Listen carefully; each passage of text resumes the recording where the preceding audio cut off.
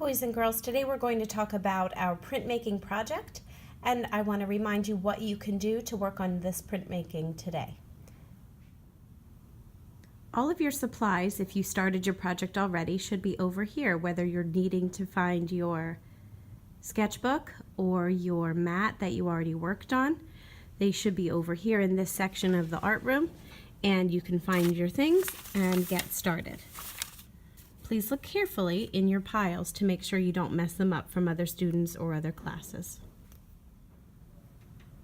I put all of the printmaking supplies that you need over in this section of the room by the window. In this box you will find brand new plates if you need one for taking a rubber mat and beginning your work.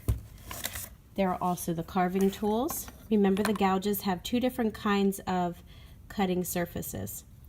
This one, for example, has the curved surface, and that makes big, wide gouges. Or if you find a V-shaped gouge, that makes very tiny gouges. You also always need to work with either a wooden or a metal table protector board to make sure that you are keeping yourself and the table safe as you work. After you get your idea drawn out onto your paper, you want to transfer that onto your mat. One way you can do that is to take your freshly drawn paper, place it on top of your mat, and rub the back with your finger. Before you totally lift it off, take a peek to make sure that the pencil has transferred.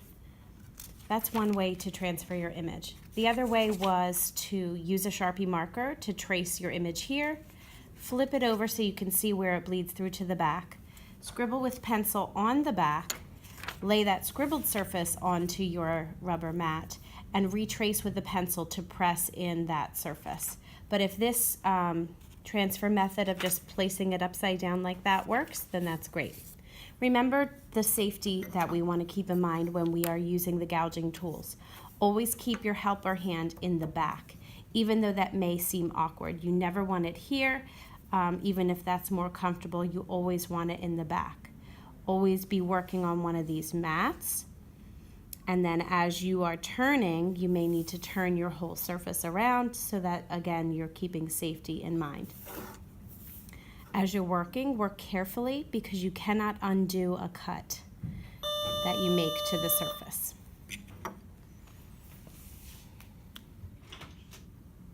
So as you do this carving work, again, be really careful with where you place your hands.